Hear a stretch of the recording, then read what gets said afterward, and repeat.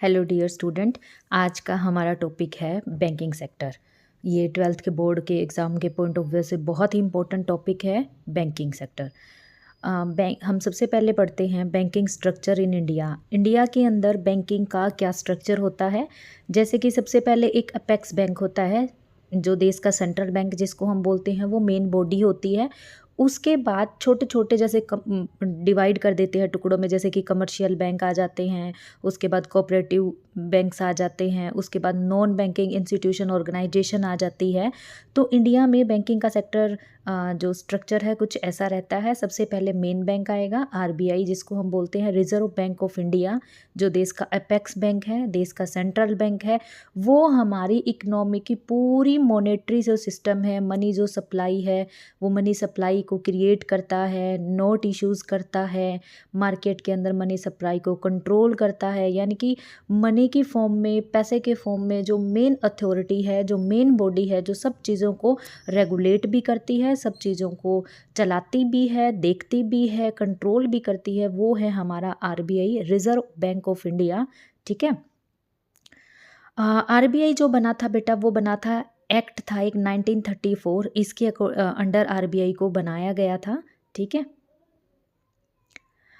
Banking regulation act India में आया था 1949 को। डिफाइन किया था banking as a accepting for the purpose of lending और investment of deposit of money from the public. Bank को इंडिया के अंदर इसलिए बनाया गया था कि वो इन्वेस्टमेंट है, हमारे जैसे पर्सन्स होते हैं, उनके पैसे को डिपॉजिट करने के लिए, उसके ऊपर कुछ इंटरेस्ट रेट के साथ इन्वेस्टमेंट करके उनको पैसा लौटाने के लिए, प्लस में जब लोगों को रिक्वायर होगी, लोगों को हेल्प की नीड होगी, तब बैंक उनको बहुत कम रेट्स पे लोन प्रोवाइड करेगा। क्योंकि उस टाइम पे क्या था, इंटरमीडिएटरीज थे, गांव में लैंडलॉर्ड थे, जो क्या करते थे, पैसे देते थे। उस सिस्टम को ख़त्म करने के लिए बैंकिंग सिस्टम आया था कि वो लोगों का एक्सप्लॉयटेशन हो रहा था। कोई भी रेट फिक्स नहीं होती थी, किसी को पैसे की ज़रूरत होती थी, वो अपने गांव के लैंडलॉर्ड के पास पहुंचता, फिर उससे पैसे लेता, वो अपनी मर्जी से रेट ऑफ इंटरेस्ट उस पर लेता था। इसीलिए बैंकिंग सेक्टर का रिफॉर्म्स हुआ, बैंकिंग सेक्टर का इंट्रोडक्शन हुआ कि बैंकिंग सेक्टर आएगा, वो लोगों के पैसे को सेव भी करेगा, उसके ऊपर इंटरेस्ट के साथ उनको इंटरेस्ट पेमेंट भी करेगा, प्लस जब लोगों को रिक्वायर होगी तो कम इंटरेस्ट रेट पे उनको लोन भी प्रोवाइड करेगा। उसके बाद धीरे धीरे बैंकिंग सेक्टर की चेन बनती गई, अलग अलग सेक्टर्स के अलग अलग बैंक बने हैं। नाबार्ड बैंक है, रूरल डेवलपमेंट बैंक है, कोऑपरेटिव सोसाइटीज़ बैंक है, बहुत सारे बैंक इंडिया में धीरे धीरे धीरे धीरे बनते चले गए। The reserve bank of India act है वो 1934 में आया था, और बैंकिंग रेगुलेशन एक्ट है वो 1949 में आया था। याद रखना, ये बात मोस्ट इंपॉर्टेंट है कि कौन सा रेगुलेशन एक्ट है वो कब आया था। रिजर्व बैंक का जो एक्ट था वो आया था 1934 में, और बैंकिंग रेगुलेशन एक्ट था वो आया था 1949 के अंदर। ये इंडिया में कुछ स्ट्रक्चर है बैंकिंग सेक्टर का। देखो कैसे, सबसे पहले ऊपर है reserve bank of India, RBI जिसको हम बोलते हैं। उसके बाद रिजर्व बैंक के बाद इन्होंने 3 मेन ब्रांच डाल रखी हैं, कमर्शियल बैंक, कोऑपरेटिव बैंक्स और development banks. Commercial bank 2 types के होते हैं, नेशनलाइज्ड भी होते हैं, प्राइवेट भी होते हैं। उसके बाद कोऑपरेटिव बैंक्स भी 2 टाइप्स के होते हैं, शॉर्ट टर्म क्रेडिट देने वाले, लॉन्ग टर्म क्रेडिट देने वाले। शॉर्ट टर्म क्रेडिट देने वाले बैंक होते हैं एग्रीकल्चरल क्रेडिट, अर्बन क्रेडिट, और जो कुछ होते हैं लॉन्ग टर्म के। उसके बाद आता है डेवलपमेंट बैंक्स, उसका भी 2 पार्ट है, एक्सियम, ठीक है, उसके बाद है इंडस्ट्रियल सेक्टर, और उसके बाद है एग्रीकल्चर सेक्टर। यानी कि हमारी जो तीनों ही सेक्टर हैं, agriculture sector, industry sector, tertiary sector, तीनों ही सेक्टर को डेवलप करने के लिए डेवलपमेंट बैंक्स बनाए हैं। अलग अलग टाइप्स के ये डेवलपमेंट बैंक हैं, अलग अलग टाइम पीरियड पे जैसे जैसे इनकी नीड लगती गई गवर्नमेंट को, वैसे वैसे ये बैंक सेटअप होते गए। अब हम पढ़ते हैं सबसे पहले कमर्शियल बैंक जो होते हैं वो क्या करते हैं। कमर्शियल बैंक बेटा पब्लिक के साथ डायरेक्ट डील करते हैं। सबसे इम्पोर्टेंट बात यही है कि आरबीआई पब्लिक के साथ डायरेक्ट डील करता है? नहीं, आरबीआई पब्लिक के साथ डायरेक्ट डील नहीं करता। हम आरबीआई में कभी भी पैसे डिपॉजिट नहीं करवा सकते, डायरेक्ट जाके हम आरबीआई से कभी लोन नहीं ले सकते। आरबीआई का मैंने आपको लास्ट स्लाइड में बताया था, देखो आरबीआई की 3 ब्रांच है, commercial bank, cooperative banks and development banks. जब भी हमें कोई भी काम होगा, इन अलग अलग ब्रांचेस के बैंक में हम जाके अपना वो काम करवा सकते हैं। जैसे कि आरबीआई की एक ब्रांच है कमर्शियल बैंक। कमर्शियल बैंक में हम अपना पैसा सेव करते हैं, जब हमें रिक्वायरमेंट होती है, नीड होती है, हम कमर्शियल बैंकों से लोन भी ले सकते हैं। कमर्शियल बैंक है देश में एक बहुत इंपॉर्टेंट काम करते हैं। क्या करते हैं? क्रेडिट का क्रिएशन, पैसे से पैसा बनाना। जब हम कमर्शियल बैंक में अपना पैसा डिपॉजिट करवाते हैं, उसमें से कुछ अमाउंट यानी कि थोड़ा सा अमाउंट SLR के रूप में वो अपने पास रखता है, बाकी पैसा वो लोगों को लोन देता है जिस पे वो अलग इंटरेस्ट रेट लेता है। धीरे धीरे ऐसे करके वो क्रेडिट का क्रिएशन करता है। और द लार्जेस्ट कमर्शियल बैंक है बेटा इंडिया के अंदर कौन सा? SBI। मेन फंक्शन क्या है कमर्शियल बैंक के? देखो पेपर में आ सकता है, ये मोस्ट इंपॉर्टेंट क्वेश्चन है, पूछ सकते हैं पेपर में।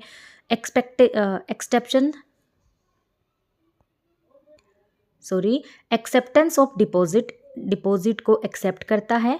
फिक्स्ड डिपॉजिट अकाउंट भी होता है इसमें, सेविंग बैंक अकाउंट भी होता है इसमें, करंट अकाउंट भी होता है इसमें। हम कमर्शियल बैंक में जो अपना अकाउंट चाहे वो खुलवा सकते हैं। एडवांसिंग ऑफ लोन, लोन भी देता है, कैश क्रेडिट करता है, गोल्ड लोन देता है, ओवरड्राफ्ट देता है, बिल डिस्काउंटिंग करता है। मेन पर्पज क्या हुआ बेटा? डिपॉजिट को एक्सेप्ट करता है और लोन हमें प्रोवाइड करता है और मैनेज करता है ये सारा पब्लिक की डीलिंग ऑन कमर्शियल बैंक। सबसे इम्पोर्टेंट काम जो है कमर्शियल बैंक का, पेपर में बहुत बार मोस्ट टाइम रिपीटेड क्वेश्चन है ये, credit creation by the commercial bank. कैसे करता है आप ध्यान से देखो। हम अपना अमाउंट कमर्शियल बैंक में डिपॉजिट करवाते हैं, मान लीजिए 10,000, ठीक है। 10,000 में से मैंने यहाँ पे शायद, हाँ ये रहा, तो ये देखो मैंने स्टार्टिंग में 1,000 रुपीज़ कमर्शियल बैंक में डिपॉजिट करवाया, जिसमें से कमर्शियल बैंक को कुछ अमाउंट अपने पास रखना कंपल्शन है, ठीक है। तो मैंने 1,000 रुपीज़ कमर्शियल बैंक के पास डिपॉजिट करवाया, उसने 200 लीगल रिजर्व जो है SLR जिसको हम बोलते हैं, कुछ लिक्विड कैश में पैसा यानी कि लिक्विड में उसको अपने पास बैंक को रखना पड़ता है, वो बैंक ने रखा। अब कोई दूसरा पर्सन आया, उसको लोन की रिक्वायरमेंट थी, मेरे पास कुछ पैसे पड़े थे, मैंने बैंक में डिपॉजिट करवाया 1,000 रुपीज़, बैंक ने कुछ अमाउंट जो कंपल्शन था खुद के पास रखना वो रख लिया, बाकी जिस दूसरे पर्सन को नीड थी उसको 800 रुपीज़ क्या दे दिया बेटा? लोन दे दिया। अब बैंक, जब मैंने बैंक में पैसे डिपॉजिट किए हैं तो बैंक मुझे देता है 0.8% मान लो, ठीक है, यानी कि 80 पैसा वो मुझे ब्याज दे रहा है। अब जिस पर्सन को बैंक ने लोन दिया है, बैंक उससे 1 रुपये ब्याज ले रहा है। ध्यान से सुनना मेरी ये बात कि बैंक में जब मैंने पैसा जमा करवाया, फॉर एग्जांपल मैं आप लोगों को बता रही हूँ क्योंकि अलग अलग टाइम पे अलग अलग इंटरेस्ट रेट होती है बैंकिंग की। फॉर एग्जांपल आप समझिए कि मैंने बैंक में जब पैसा जमा करवाया, बैंक मुझे 100 रुपये पर 80 पैसा ब्याज देता है, इंटरेस्ट मिलेगा मुझे, ठीक है। लेकिन जिस इंसान को बैंक ने लोन दिया है 800 रुपये, उससे बैंक 100 रुपये के ऊपर 1 रुपये लेता है।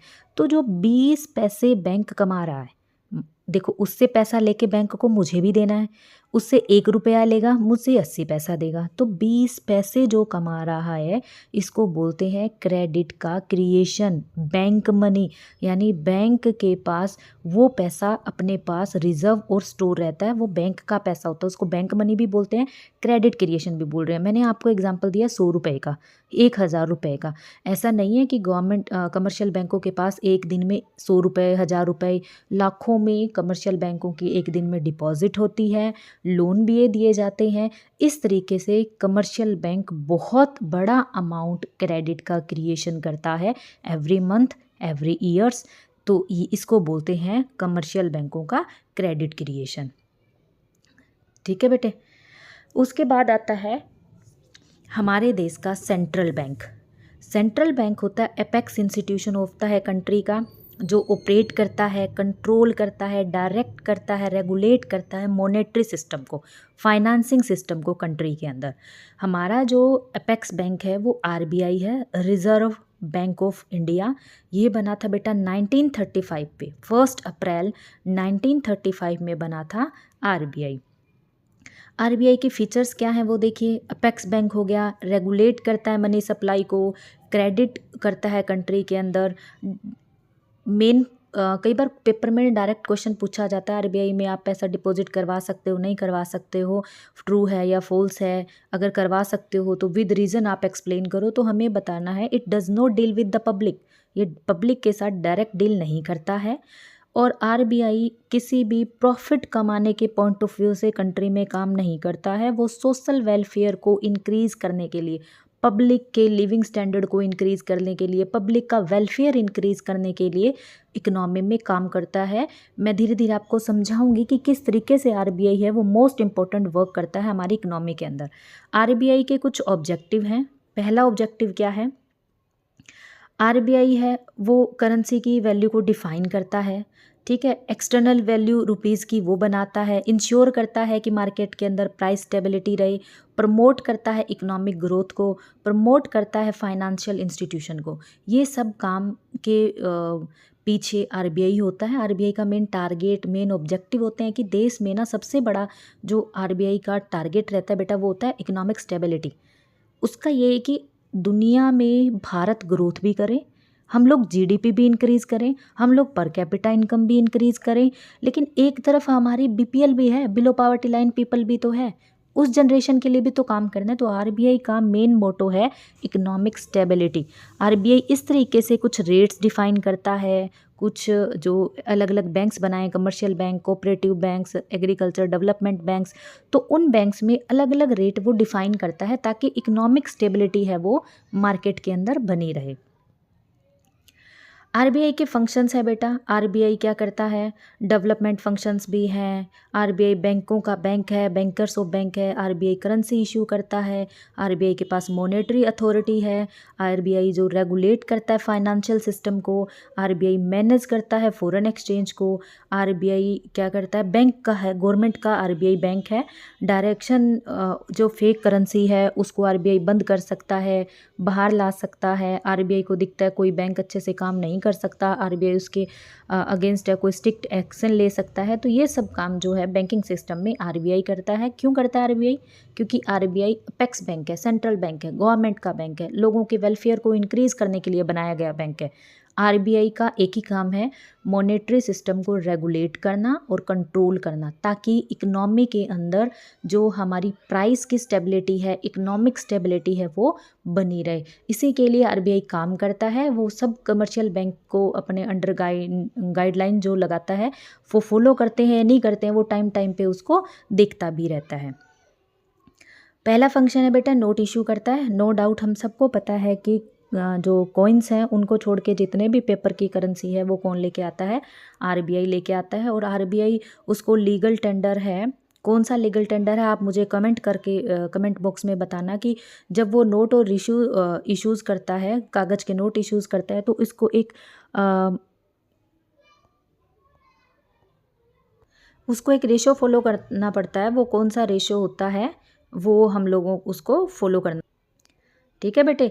सेकंड काम वो करता है, बैंकर्स, गवर्नमेंट का बैंक है, एजेंट के रूप में गवर्नमेंट के काम करता है, फाइनेंशियल एडवाइज़र है, गवर्नमेंट को एडवाइस करता रहता है कौन सी पॉलिसीज़ बनानी चाहिए, कितना अमाउंट उसमें हमें खर्च करना चाहिए, हमें एग्रीकल्चर सेक्टर पे ज़्यादा खर्च करना है पैसा, हमारे एजुकेशन सेक्टर पे करना है, हेल्थ एंड फैसिलिटीज़ पे खर्च करना है, ट्रांसपोर्टेशन पे खर्च करना है, इंफ्रास्ट्रक्चर को इम्प्रूव करने के लिए खर्च करना है। ये सब तरीके की एडवाइस है, पैसे से मैनेजमेंट है, वो सारी एडवाइस कौन देता है उनको, आरबीआई देता है। हमें लोन देना है, हमें किसी से उधार लेना है, दूसरे देश से मशीनरी वगैरह लेके आना है, डिफेंस के इक्विपमेंट वगैरह लेने हैं, कितना पेमेंट करना है, कितना अमाउंट है, कितना हम पर लोन हो सकता है, ये सब तरीके की एडवाइस है गवर्नमेंट किससे लेती है बेटा, आरबीआई से। सुपरविज़न बॉडी है, अभी आपको मैंने बताया, ये सारे बैंकिंग सिस्टम को रेगुलेट करती है, कंट्रोल करती है, सुपरविज़न करती है कि कमर्शियल बैंक अपना जो काम है वो प्रॉपर रूल एंड रेगुलेशन के अंडर कर रहे हैं, नहीं कर रहे। अगर नहीं कर रहे तो ये किसी भी कमर्शियल बैंक के अगेंस्ट स्ट्रिक्ट एक्शन है वो ले सकता है। बैंकों का बैंक है, बैंकों को जैसे बेटा कुछ अमाउंट चाहिए होता है, बैंकों के पास पैसा कहाँ से आता है, आरबीआई नोट इशू करेगा, कुछ करेंसी अपने पास सीआरआर बोलते हैं, कैश रिजर्व रेशो में आरबीआई कमर्शियल बैंकों को पैसा देता है। कमर्शियल बैंक है वो सीआरआर में, कैश रिजर्व रेशो में कुछ कंपल्सन होता है, कुछ अमाउंट वो आरबीआई के पास डिपॉजिट करेंगे। जब कमर्शियल बैंकों के पास पैसा नहीं होगा वो क्या कर सकते हैं, रेपो रेट पे आरबीआई से उधार ले सकते हैं। आरबीआई के पास पैसा नहीं होगा वो रिवर्स रेपो रेट पे वो बैंकों से लोन ले सकते हैं। तो ये आपस में बैंकों का बैंक है, ये बहुत सारे बैंक आपस में कनेक्टेड होते हैं आरबीआई के साथ। आरबीआई उन सबसे डायरेक्ट डीलिंग करता है। लेंडर ऑफ लास्ट रिजोर्ट्स, यानी कि जब हमें कहीं पे भी कुछ भी पैसा नहीं मिल रहा है, बैंकों में क्रेडिट क्रिएशन नहीं हो रहा है, तो वो किसके पास जाएंगे लास्ट में, आरबीआई के पास। क्लियरिंग हाउस फंक्शन भी है, ये क्लियरिंग हाउस फंक्शन एक्ट करता है क्लियर करने का, सेटलमेंट करने का, ट्रांसफ़र करने का। बैंक में बहुत सारे चेक आ जाते हैं, उन चेक को क्लियर करने का काम है वो कौन करता है, आरबीआई करता है। ये हो गया। देखो बेटा, the rate at which central bank offer short term loans to the commercial bank is called repo rate. जब शॉर्ट टर्म के लिए आरबीआई कमर्शियल बैंकों को लोन देता है उसको बोलते हैं रेपो रेट। बहुत सारे बच्चों को कन्फ्यूज़न होती है, आप क्लियर कर लीजिए। जब आरबीआई सेंट्रल बैंक ऑफ़र करता है कमर्शियल बैंकों को लोन लॉन्ग टर्म के लिए उसको बोलते हैं बैंक रेट। अब मैं बात करूँ ना बैंक रेट, बैंक रेट क्या होता है, देखो 3 टाइप्स की रेट आपको मैं मेनली बता रही हूँ। बैंक रेट वो पैसा होता है जिस पर लॉन्ग टर्म के लिए आरबीआई सेंट्रल बैंक है वो कमर्शियल बैंकों को पैसा देता है, और शॉर्ट टर्म के लिए अगर आरबीआई कमर्शियल बैंकों को पैसा देता है उसको रेपो रेट कहते हैं। कमर्शियल बैंक जिस रेट पर पब्लिक को लोन देते हैं उसको इंटरेस्ट रेट बोलते हैं। ठीक है, ये फॉरेन कस्टडियन होता है, nationals reserve of foreign exchange. Central bank maintain the stability of exchange rate fixed by the government by the sale and purchase of foreign currencies in the market. It maintains the internal and external value of the currency. कि हमारी जो currency है 2 type की exchange rate होती है, fix exchange rate and flexible exchange rate. तो government maintain करता है एक्सचेंज रेट को फिक्स्ड करके कि कितना हमारा जो करेंसी है उसका आउटफ्लो होगा, हमारी देश में कितना करेंसी का इनफ्लो होगा, हमारे रुपीज़ की दूसरी मार्केट के अंदर क्या वैल्यू है, रुपीज़ डेप्रिशिएशन कर रहा है या एप्रिशिएशन कर रहा है, उस तरीके से आरबीआई मैनेज करता है एक्सचेंज रेट को। ठीक है, मार्केट के अंदर मेन जो फंक्शन है बेटा, कंट्रोल करता है क्रेडिट का एंड मनी सप्लाई करता है। आरबीआई को रिक्वायरमेंट के हिसाब से, नीड के हिसाब से एक्शन करने की परमिशन है। मार्केट के अंदर अगर बहुत ज़्यादा इन्फ्लेशन है तो वो क्या स्टेप उठाएगा, मार्केट के अंदर अगर डिफ्लेशन है तो आरबीआई क्या स्टेप उठाएगा, ये सब आरबीआई के फंक्शंस होते हैं। अब है बेटा आरबीआई का methods and instrument of credit control. अभी मैंने थोड़ी देर पहले आप लोगों को बताया कि मार्केट के अंदर इन्फ्लेशन या डिफ्लेशन जैसी कंडीशंस होती रहती हैं। देखो मार्केट क्या है बेटा, स्टेबल नहीं है, फ्लैक्चुएशन होता रहेगा, कभी तेज़ी आती है, कभी मंदी आती है, कभी इन्फ्लेशन होगा, कभी कभी वॉर अभी चल रहा है ना, बहुत सारी जगह पे आप लोगों ने सुना होगा, रशिया में यूक्रेन के साथ, अब यूएसए का बहुत सारी कंट्रीज़ के साथ, पाकिस्तान हमारे साथ करता ही रहता है चीज़ें। तो आरबीआई इस टाइम पे क्या क्या डिसीज़न लेता है कि इकोनॉमी में अगर इन्फ्लेशन है तो आरबीआई क्या करेगा, इकोनॉमी में अगर डिफ्लेशन है तो आरबीआई क्या करेगा। इन्फ्लेशन का मतलब होता है बेटा तेज़ी होना, चीज़ें बहुत ज़्यादा महंगी होना। इन्फ्लेशन का मतलब ये नहीं है कि प्राइस का एकदम बढ़ना, इन्फ्लेशन का मतलब होता है जो price day by day increase कर रही है ना गुड्स की, उसको बोलते हैं इन्फ्लेशन। ठीक है, अब मैं आपको डिटेल से पढ़ाऊंगी, पहले इन शॉर्ट में जो इम्पोर्टेंट चीज़ है वो आप देखिए, सुनिए क्या है। फर्स्ट है, जब मार्केट में इन्फ्लेशन होता है, इन्फ्लेशन का मतलब होता है बहुत ज़्यादा तेज़ी होना। तेज़ी कब आती है, देखो मैंने अभी आपको बताया कि प्राइस बढ़ती जा रही है, बढ़ रही है, बढ़ रही है, बढ़ रही है, फिर भी लोग उस चीज़ की डिमांड कर रहे हैं।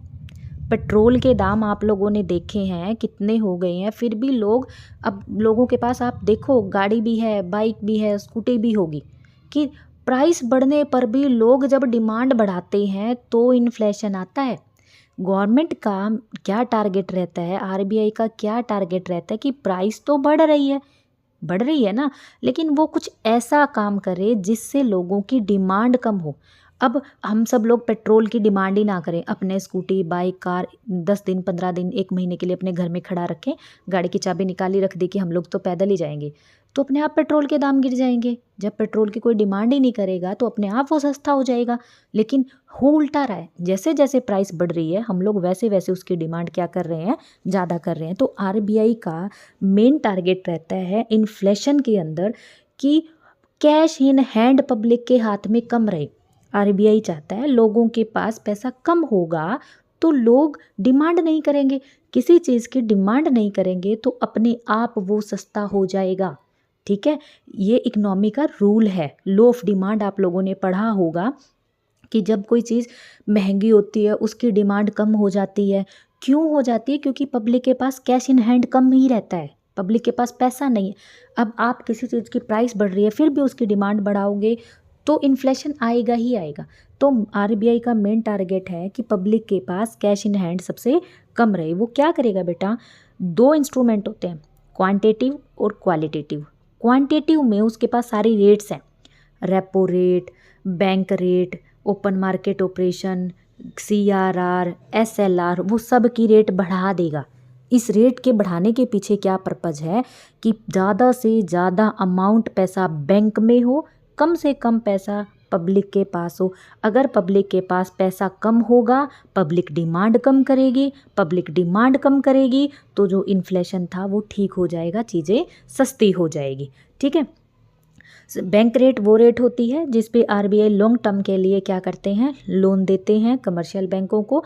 अब आरबीआई वो रेट बढ़ा देगी। अब पहले से ब्याज महंगा कर दिया, लोन लेना महंगा हो गया तो कमर्शियल बैंक लोन कम लेंगे, लोन कम लेंगे तो वो पब्लिक को लोन कम देंगे, पब्लिक को लोन कम देंगे, पब्लिक के पास पैसा कम आएगा और पब्लिक जो है वो डिमांड कम करेगी।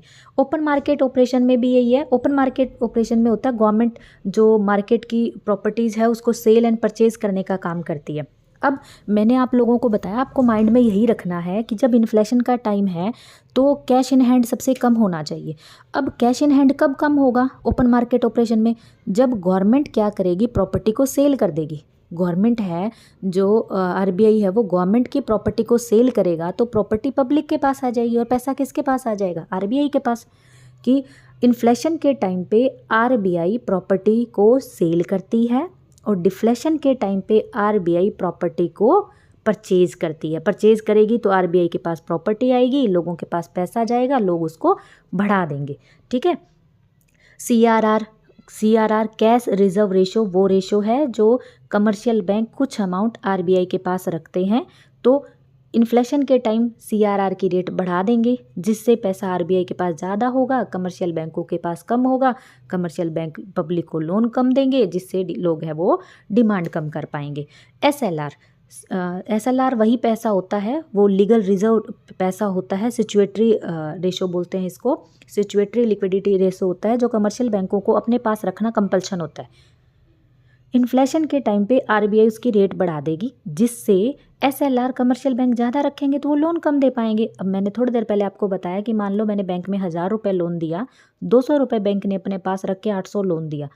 इन्फ्लेशन के टाइम पे आरबीआई इंक्रीज़ कर देगी कि आपको 600 अपने पास रखना है, 400 पब्लिक को देना है। अब पब्लिक के पास 600 रुपीज़ कम गए हैं तो वो कम डिमांड कर पाएगी जिसकी वजह से प्राइसेस है वो कंट्रोल आ जाएगी।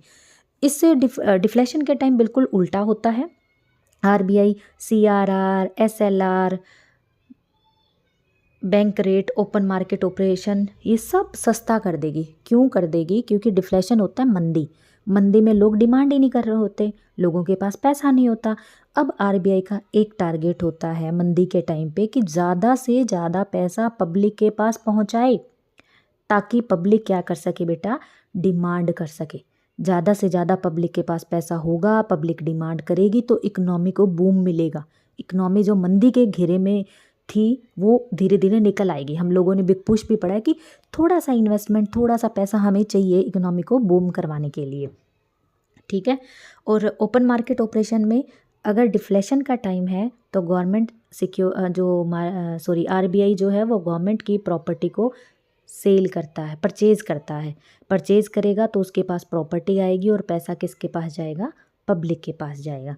दूसरा है क्वालिटेटिव सिलेक्टिव मेथड्स, इसमें राशनिंग है। अगर इन्फ्लेशन का टाइम होगा तो वो जो राशनिंग का मार्जिन है वो ज़्यादा रखेगा, डिफ्लेशन का टाइम होगा वो कम रखेगा। मतलब किसी से लोन लेना है तो आप किसी को 1 करोड़ रुपए देने हैं, तो आप अपने पास 40 लाख का मार्जिन रख के 60 लाख उसको दोगे। लेकिन अगर डिफ्लेशन का टाइम है तो आप 5 लाख अपने पास रखोगे, 95% जो है 95 लाख है वो आप लोगों को लोन में दे दोगे। ठीक है। मोरल सजेशन, अगर कोई बैंक है आपका कहना नहीं मान रहा तो डायरेक्ट उसको आप एक्शन ले सकते हैं। मैंने अभी आपको डिटेल से बता दिया क्वांटिटिव मेजरमेंट क्या होते हैं। बैंक रेट है, डिस्काउंट रेट है। इन्फ्लेशन में बैंक रेट बढ़ेगी बेटा, डिफ्लेशन में कम हो जाएगी। रेपो रेट एक वो रेट होती है जिस पर शॉर्ट टर्म के लिए कमर्शियल आरबीआई है वो कमर्शियल बैंकों को पैसा देता है। इन्फ्लेशन का टाइम है तो रेपो रेट बढ़ेगी, डिफ्लेशन का टाइम है तो कम होगी। क्यों बढ़ेगी रेट? क्योंकि आरबीआई चाहता है इन्फ्लेशन के टाइम पे ज़्यादा से ज़्यादा पैसा बैंक में रहे, कैश इन हैंड कम रहे। कैश इन हैंड कम होगा तो लोग डिमांड कम करेंगे, डिमांड कम करेंगे तो बढ़ी हुई प्राइस है वो कम हो जाएगी। डिफ्लेशन में पब्लिक के पास ज़्यादा पैसा है, पैसा आएगा तो पब्लिक डिमांड करेगी, हमारी इकोनॉमी है वो ठीक हो जाएगी। रिवर्स रेपो रेट वो रेट होती है बेटा जिस पे कमर्शियल बैंक है वो लोन लेते हैं किससे? आरबीआई से। सॉरी, आरबीआई लोन लेता है कमर्शियल बैंकों से शॉर्ट टर्म के लिए। इन्फ्लेशन का टाइम है तो रिवर्स रेपो रेट है वो इंक्रीज होगा, डिफ्लेशन का टाइम है तो वो कम होगा। सीआरआर भी इन्फ्लेशन के टाइम पे बढ़ जाएगा, डिफ्लेशन के टाइम पे इसकी रेट भी कम हो जाएगी। सीआरआर वो मिनिमम परसेंटेज डिपॉजिट है जो कमर्शियल बैंक रखते हैं कहाँ पे? आरबीआई में। सिचुएटरी लिक्विडिटी रेशो एसएलआर जिसको हम बोलते हैं बेटा, ये वो परसेंटेज है जो कमर्शियल बैंकों को अपने पास रखने का कंपल्शन होता है। लिक्विडिटी एसेट्स के रूप में वो अपने पास रखते हैं। इन्फ्लेशन होगा, एसएलआर की रेट बढ़ जाएगी, डिफ्लेशन होगा, कम हो जाएगी। ओपन मार्केट ऑपरेशन में वही है कि बाय और सेल करते हैं गवर्नमेंट की सिक्योरिटीज़ और बॉन्ड को। मैंने बताया इन्फ्लेशन होगा तो सेल करेंगे सिक्योरिटी, डिफ्लेशन होगा तो बाय करेंगे। सेल करेंगे सिक्योरिटी तो क्या हो जाएगा बेटा? सिक्योरिटी पब्लिक के पास होगी, पैसा बैंक में होगा। डिफ्लेशन में सिक्योरिटी बैंक के पास होगी और पैसा पब्लिक में होगा। क्वांटिटिव इंस्ट्रूमेंट में मैंने आपको वही बताया है, इन्फ्लेशन में मार्जिन इंक्रीज कर देंगे, डिफ्लेशन में मार्जिन कम कर देंगे लोन देते टाइम।